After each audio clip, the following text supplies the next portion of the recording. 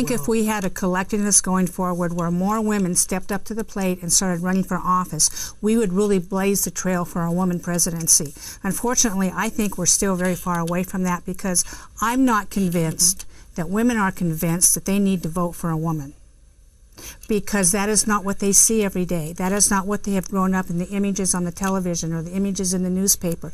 They're used to seeing a man. So the more women that we have breaking the corporate glass ceiling, that are CEOs, CFOs, COOs, on down the line, board members, more women who are in politics, the more use we're seeing that will bring in, I think, an acceptance that, yeah, she can do the job. The Women's March, for instance, I didn't participate because I was actually in a class and I couldn't go, but I had a lot of friends who participated, and I interviewed them, and I did some really anecdotal deciphering of some data to figure out why they did that and what was.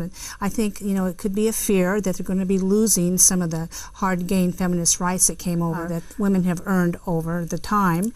Although I don't think the President of the Congress is so reckless that they're going to throw women back to the dark ages. Let's hope not. But there's a lot of improvement that could be made. Right. And I think the frustration was of the recognition that the equal rights and feminism that we were led to believe would be the ascent to heaven for us to gain is not there. No.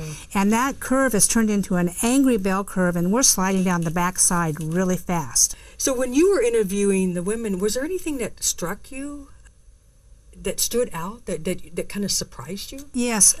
Number one, what surprised me is I didn't see any one certain message being proclaimed. Right. And if there was any failure of the Women's March, the identity of the Women's March will be left to somebody like me to define for them and to write about them. Because I even joined the website, you know, and I'm not sure what they're doing. But one thing that I noticed is the connectedness. They were connected one another through what they felt was a common goal. They felt good because they knew that the person next to them supported them regardless of whether they agreed with them or not. And I think that's something that's missing.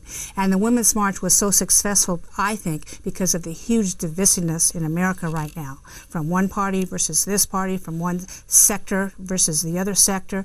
And we don't even have two parties. We have 6 or 7 different sectors within the Democrat Party, or 5 or 6 within the Republican Party, and they can't even get their act together. But they said, I'm not going to change what I'm doing because of what they perceive as maybe a political movement that is not well defined, that could fail.